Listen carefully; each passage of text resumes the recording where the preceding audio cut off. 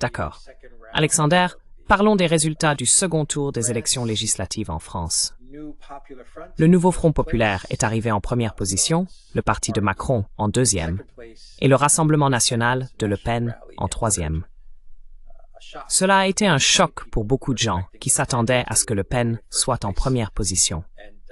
Le nouveau Front populaire n'a pas de majorité. Ils n'ont pas pu en obtenir une. On dirait que nous nous dirigeons vers une situation parlementaire chaotique en France. Nous avons un nouveau Front populaire fragmenté, ce qui conduira à un Parlement français fragmenté. Mais bon, ils ont empêché Le Pen d'arriver en première position. Donc, ils célèbrent cela. Mais je pense que ce sera une célébration très courte car les choses vont être très turbulentes dans la politique française. Quelle est votre opinion sur les résultats des élections?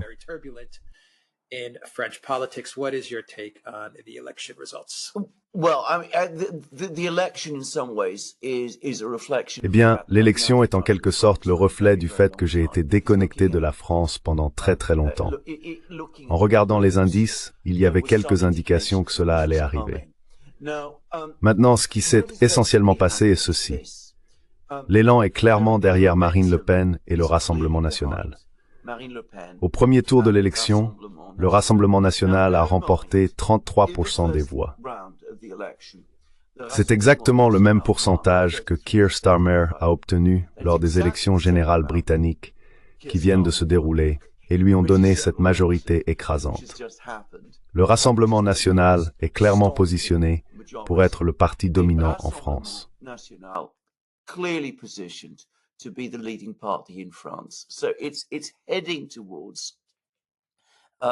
Donc, il se dirige vers devenir éventuellement le parti dominant en France.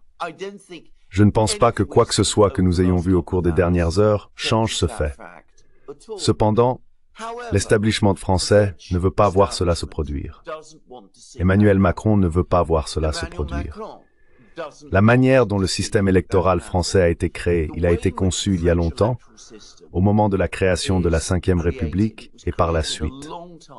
Il a été essentiellement créé pour empêcher un parti, le Parti communiste, l'ancien Parti communiste français, qui était de bien des manières le plus grand parti en France dans les années 40 et 50, et encore une force très puissante dans les années 60 et 70, de percer.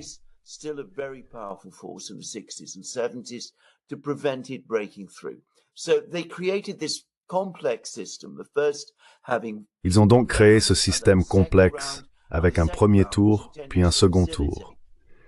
Le second tour était destiné à faciliter les accords dans des circonscriptions particulières où il semblait que le Parti communiste, dans les années 60 et 70, pourrait percer.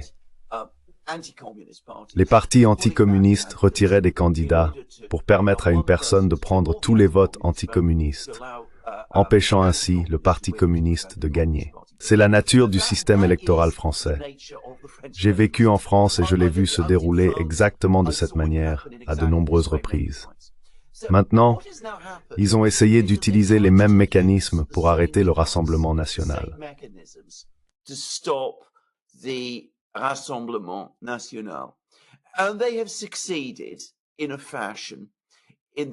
Et ils ont réussi d'une certaine manière dans cette élection, mais ils ont réussi d'une manière complètement différente de celle de la France dans les années 50, 60 et 70. À l'époque, il y avait une majorité globale pour la droite anticommuniste. En fait, on l'appelait simplement la majorité. C'était une majorité cohérente. Ce qu'ils ont fait cette fois-ci, c'est qu'au lieu d'avoir divers partis de droite, comme les Chiraciens et les Giscardiens, qui pouvaient travailler ensemble au gouvernement, un parti s'est retiré pour permettre à l'autre de gagner afin que les communistes ne puissent pas entrer.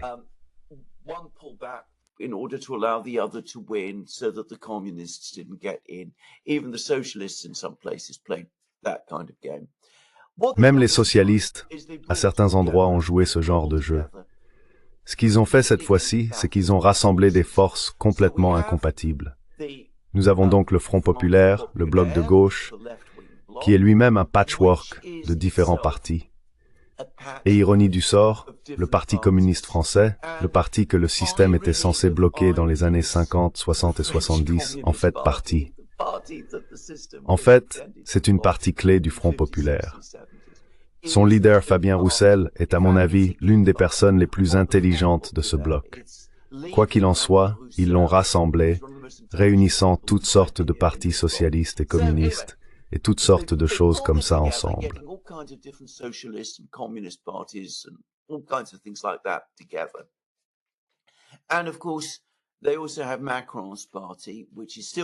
Et bien sûr, ils ont aussi le parti de Macron, qui est toujours là. Ils retiraient également des candidats pour permettre au Front populaire de gagner dans des circonscriptions individuelles. Ainsi, le parti de Macron est une force totalement discréditée et épuisée.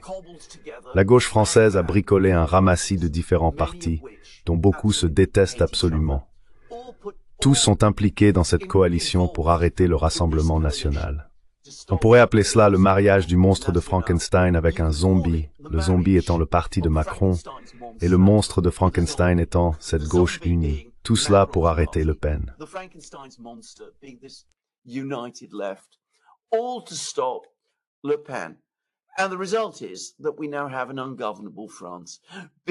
Et le résultat est que nous avons maintenant une France ingouvernable parce que le Front populaire, appelons-le Front populaire, n'est pas une force cohérente. Beaucoup de ces chefs de faction ne s'entendent pas. Il y a Raphaël Glucksmann, qui est socialiste. Il fait absolument partie de l'ordre néolibéral mondialiste et soutient le projet Ukraine. Il a accepté la direction de ce mouvement de Jean-Luc Mélenchon, un vieux gardien de la gauche française qui est profondément anti-américain, fortement opposé au projet Ukraine et veut une sorte d'alliance avec la Russie. Mélenchon est un ami de Jeremy Corbyn et bien plus radical que Corbyn. Donc c'est comme réunir Tony Blair et Jeremy Corbyn dans le même genre de mouvement.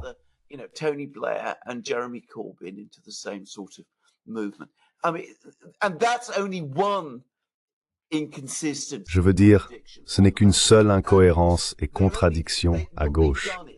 Ce qu'ils ont fait, c'est apporter leur soutien dans des circonscriptions individuelles au parti de Macron, qui a été gonflé en taille, même s'il est complètement discrédité.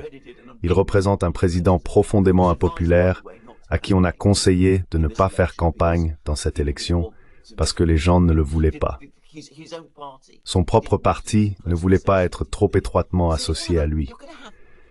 Donc vous allez avoir une majorité à l'Assemblée nationale française qui n'est une majorité pour rien du tout.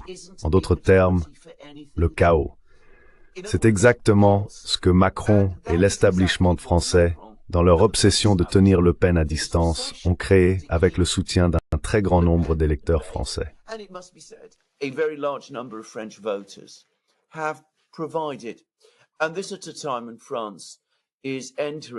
Et ça se passe à un moment où la France entre dans une profonde incertitude économique. La dette nationale dépasse les 100% du PIB. La dette nationale française est proportionnellement la deuxième plus importante en Occident. Elle est hors de contrôle. L'économie française ne va pas très bien, avec de nombreux problèmes à travers le pays. Et bien sûr, il y a une situation mondiale très difficile. Donc, nous avons une situation où personne ne sera capable de gouverner la France. Le président est discrédité et épuisé. Le Parlement lui est antagoniste et compte maintenant une majorité de personnes qui s'opposent à lui sur chaque politique, mais qui ne peuvent pas se mettre d'accord entre elles. Pour arrêter Le Pen, ils ont créé le chaos.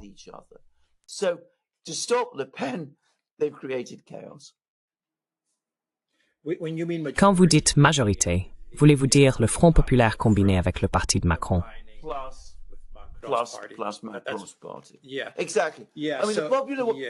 Plus le parti de Macron. Exactement.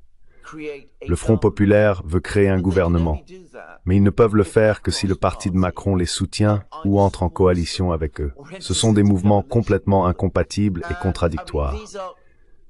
Il est difficile de faire comprendre aux personnes qui ne sont pas familières avec la politique française à quel point Mélenchon est radical sur bon nombre des sujets qu'il aborde. S'il est sérieux à leur sujet, ce que je soupçonne qu'il est à un certain niveau.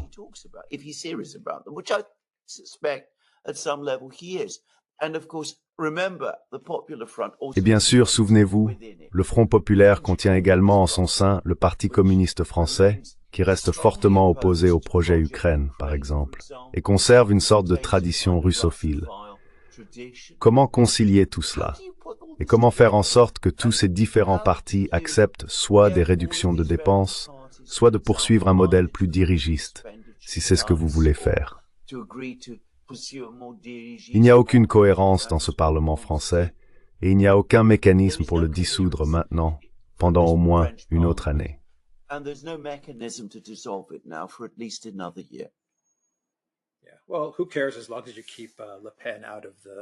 Ouais. Eh bien, qui s'en soucie tant que vous gardez Le Pen hors de la majorité, non? C'est de cela qu'il s'agit. Créer le chaos pour empêcher Le Pen de gouverner. La chose responsable aurait été de permettre à Le Pen de gouverner. Cela aurait été la meilleure chose pour la France. Mais non, il ne pouvait pas laisser cela se produire. Si vous regardez les chiffres, le seul parti avec lequel le nouveau Front populaire peut gouverner en coalition pour obtenir une majorité est le parti de Macron. Je veux dire, il n'y a pas d'autre option. Dès qu'ils ont dit non au Rassemblement national, ils étaient coincés ensemble. Il n'y a pas de choix, n'est-ce pas? They're stuck together. There's no choices there. Absolument. Eh bien sûr, Mélenchon a ses qualités, mais peut-être que le réalisme n'en fait pas partie. Quoi qu'il en soit, il insiste sur le fait qu'il n'entrera dans aucun type d'arrangement ou de coalition avec le parti de Macron, parce qu'il sait à quel point Macron et son parti sont profondément discrédités et impopulaires. C'est ce qu'il a annoncé immédiatement lorsque les résultats ont commencé à arriver. Mais bien sûr, cela n'explique pas comment le Front populaire peut former un gouvernement, étant donné qu'il est bien loin d'une majorité à l'Assemblée nationale française.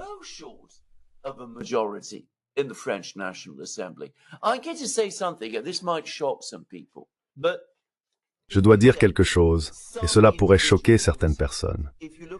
Si vous prenez certaines politiques individuelles, comme la politique économique ou la politique étrangère, le Front populaire et le mouvement de Le Pen ont plus en commun l'un avec l'autre que chacun avec Macron.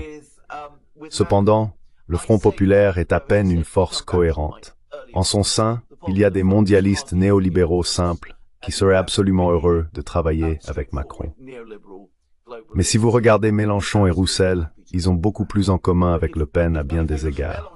Pas sur l'immigration, bien sûr, mais sur d'autres choses. Ils ont beaucoup plus en commun avec Le Pen qu'avec Macron.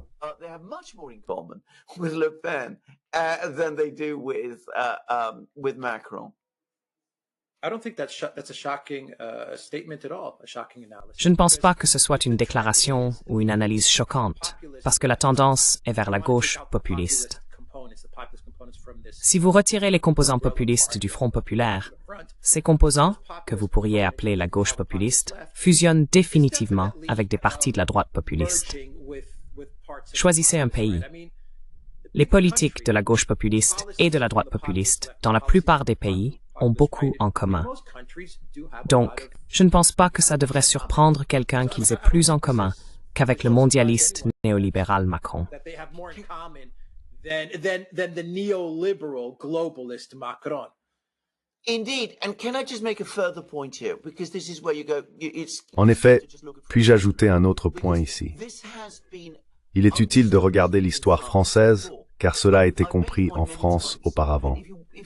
J'ai souvent fait remarquer que si vous comparez réellement les politiques de Le Pen avec celles de n'importe quel leader politique français, elle est plus proche des idées et de la pensée de Charles de Gaulle que tout autre leader politique français des 70 dernières années. Je veux dire, les idées de De Gaulle et celles de Le Pen étaient très proches, y compris d'ailleurs sur l'immigration. Je dis juste. Maintenant, De Gaulle, dans les années 1940, son premier gouvernement d'après-guerre qui a été très réussi, était une coalition avec les communistes. Et en 1968, lorsque De Gaulle a fait face à la célèbre révolte étudiante, le Parti communiste l'a soutenu. Donc vous savez, il y a toujours eu, au sein de la France elle-même, Brexit Compulsory. Mais bien sûr, Extender. iteration of left-wing politicians, the Mélenchons and people like that. They reject Les politiciens de gauche comme Mélenchon et d'autres rejettent cela complètement. Ils insistent sur le fait que Le Pen ne fait pas partie de la tradition gaulliste du mouvement républicain français, qui est très forte en France. Ils prétendent qu'elle est l'héritière de Vichy et qu'elle appartient à une idéologie qui commence par un F et remonte aux années 930 et 940. En se basant sur son programme actuel, c'est absurde. Cependant, ils refusent de le voir et insiste sur le fait qu'elle ne doit jamais être autorisée à s'approcher du pouvoir parce qu'elle est censée être une menace pour le républicanisme et la démocratie. Malgré cela, sur presque tout, elle est beaucoup plus alignée avec la tradition de Gaulle que le soi-disant parti gaulliste en France, les Républicains, ne l'est actuellement.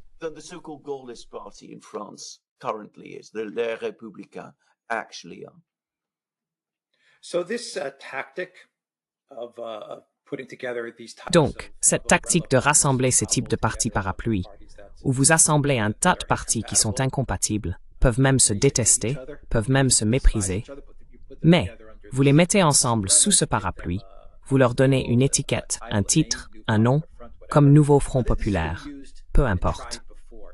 Cela est utilisé et essayé auparavant en Europe. Cela a réussi en Tchéquie, la République tchèque, où ils ont empêché Babiš de gagner ses élections. Cela a échoué en Hongrie. Ils ont fait la même chose en Hongrie, et Viktor Orban a facilement remporté une grande victoire. Ce nouveau Front populaire me rappelle d'une certaine manière Syriza en Grèce, où vous prenez un parti et un tas de petits partis, principalement de gauche, centre-gauche, socialistes, anarchistes, communistes, peu importe. Vous les mettez sous la bannière d'un nouveau nom, Syriza, et vous les présentez aux élections, en espérant qu'ils gagnent. And you run them in elections, and you hope that they win. And Syriza did win.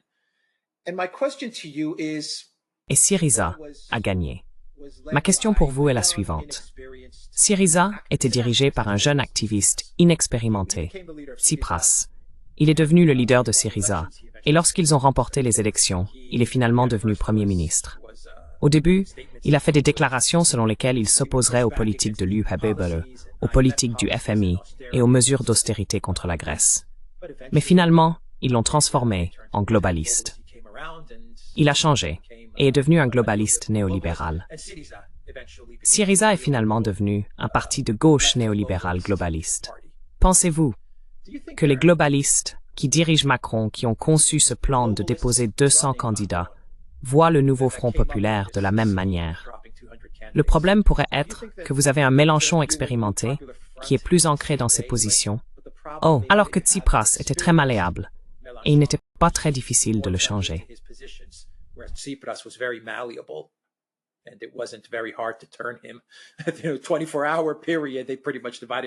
La période de 24 heures l'a pratiquement divisé à Bruxelles, et il a adhéré à toutes les politiques mondialistes prescrites pour la Grèce. Mais Mélenchon pourrait être un peu plus difficile. Pensez-vous que c'est ainsi qu'ils voient les choses à l'avenir? Qu'ils ont empêché Le Pen? Génial. Maintenant, travaillons sur le nouveau Front populaire. Travaillons sur Mélenchon. Essayons de lui offrir une place à la table mondialiste, ainsi qu'à d'autres personnes de son parti.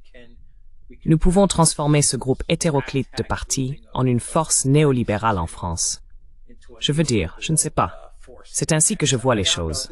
Mais qu'en pensez-vous?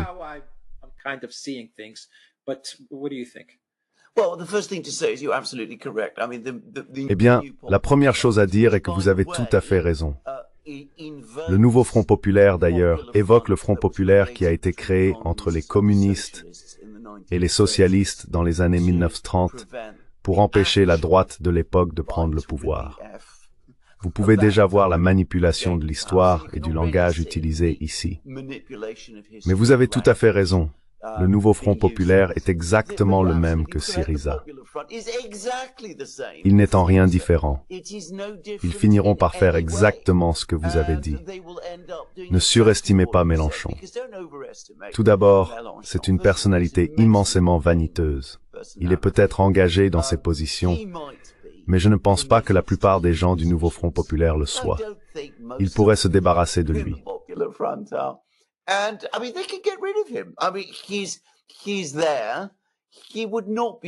Je veux dire, il est là. À mon avis, il ne serait pas difficile de le faire partir s'il devient trop problématique. Si vous vous souvenez de Syriza, il y avait des gens qui étaient de véritables gauchistes et ils ont été écartés assez rapidement. La même chose va se produire ici. Donc je ne mettrai pas trop l'accent sur Mélenchon et ses contemporains. La grande différence avec la Grèce, la différence fondamentale est qu'en Grèce, il n'y avait pas d'analogue à Le Pen et à l'Assemblée nationale. C'est le changement. Ce que je pense qui pourrait facilement arriver, c'est que ce gouvernement s'effondre dans le chaos.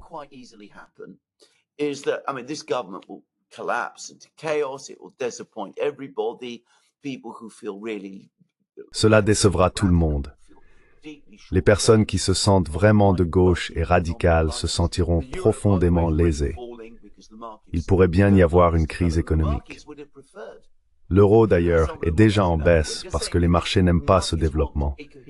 Les marchés auraient préféré un gouvernement cohérent. Quoi que veuille l'establishment français, les personnes qui opèrent réellement les marchés et maintiennent les économies en marche voient cela avec un profond mécontentement. De toute façon, il y aura très probablement une crise économique. Il y aura très probablement un effondrement. Mais en Grèce, c'est l'ancien establishment, le parti Nouvelle Démocratie, qui en a bénéficié.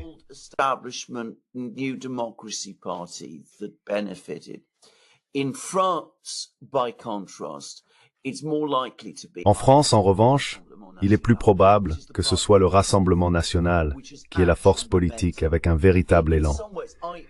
J'ai tendance à penser que ces développements sont plus susceptibles de leur apporter, exactement comme l'a dit Le Pen, une victoire encore plus grande lorsqu'ils arriveront finalement au pouvoir. C'est le dernier souffle désespéré d'un établissement français essayant de bloquer Le Pen, et il crée le chaos pour l'arrêter. Il devient de plus en plus difficile de jouer à ce jeu, et c'est probablement la dernière fois qu'ils pourront le faire de manière convaincante. Mais encore une fois, ce n'est pas...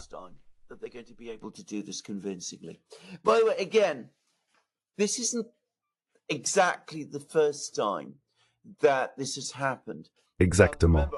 C'est pas la première fois que cela se produit. Rappelez-vous, j'étais très connecté avec la France dans les années 1970. En 1978, il y a eu des élections législatives en France. La gauche, qui incluait le Parti communiste, était largement attendue pour gagner. Encore une fois, le même genre de manigance s'est produit, et la droite en fait a gagné. La majorité a été réélue et a conservé le contrôle du Parlement. Mais, comme il est devenu clair plus tard, c'était le dernier souffle de l'ancienne majorité française. Juste 3 ans plus tard, François Mitterrand, un socialiste soutenu par les communistes, a été élu président de la France. Donc vous savez, l'histoire ne se répète pas, mais peut-être qu'elle rime.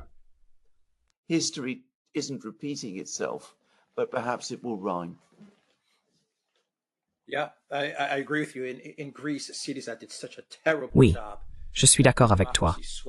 En Grèce, Syriza a fait un travail si terrible que la Nouvelle Démocratie a facilement pris le pouvoir.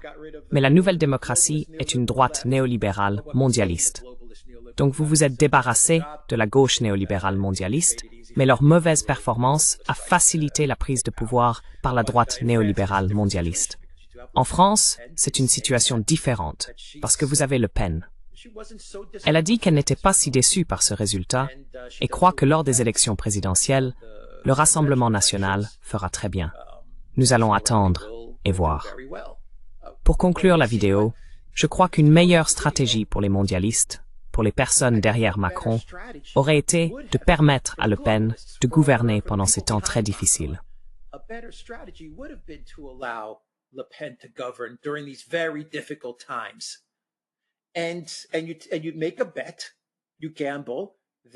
Et vous faites un pari.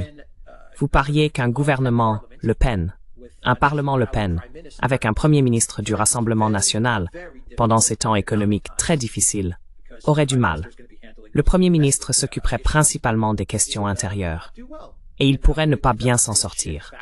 Cela créerait un retour vers votre parti. Mais au lieu de cela, Ce sont eux qui devront naviguer dans cette période difficile, en France et dans le monde. Il y a de fortes chances qu'ils ne gèrent pas bien la situation, et cela ouvrira la voie au Rassemblement national.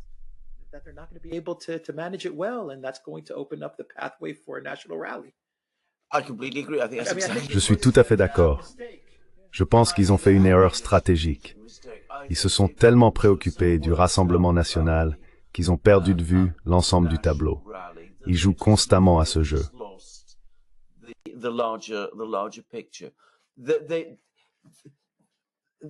They are constantly playing, as I said, this game of trying to exclude the National Rally as if Essayer d'exclure le Rassemblement national comme s'il était ce qu'il disait qu'il était, l'héritier de Vichy et tout cela, ou alternativement, comme s'il était l'équivalent à droite de l'ancien Parti communiste français des années 60 et 70, est une erreur fondamentale. S'il avait gagné l'élection et avait été autorisé à former un gouvernement, il aurait probablement essayé de gouverner de manière assez conventionnelle et responsable. Il aurait été submergé par les événements et le pendule aurait oscillé en arrière.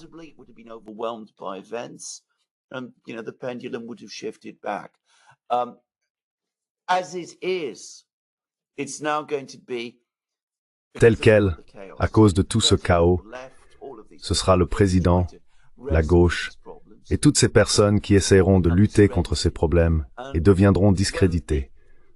Lorsque le Rassemblement national et Le Pen prendront le pouvoir, ils prendront le contrôle de toutes les grandes institutions, la présidence, le Parlement et le reste.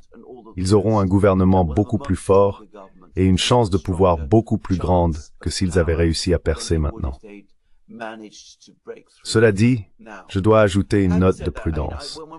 Je ne sais pas ce que Le Pen elle-même fera si elle devient la dirigeante de la France. Ce ne sera peut-être pas l'événement révolutionnaire que beaucoup de gens attendent.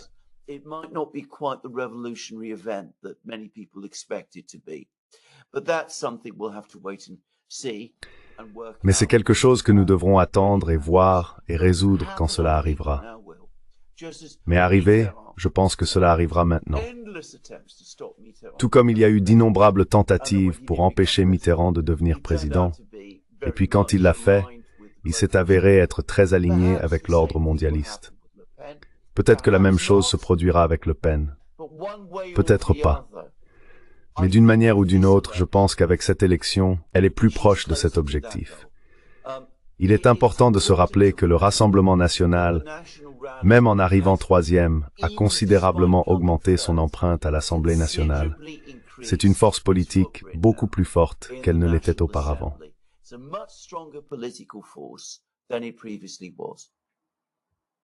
Jacques Spahn a reçu le plus de votes. Absolument. Parmi les sabbats, Absolument.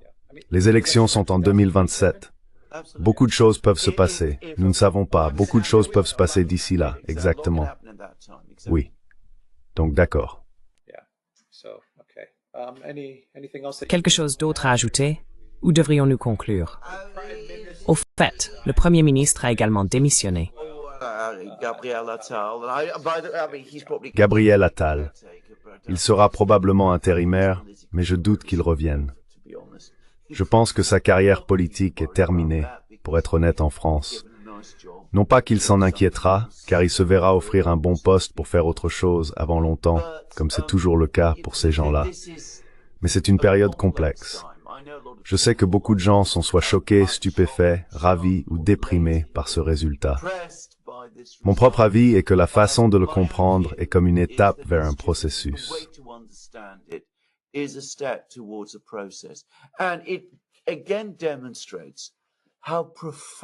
cela démontre encore une fois à quel point la politique en Occident est devenue profondément manipulée.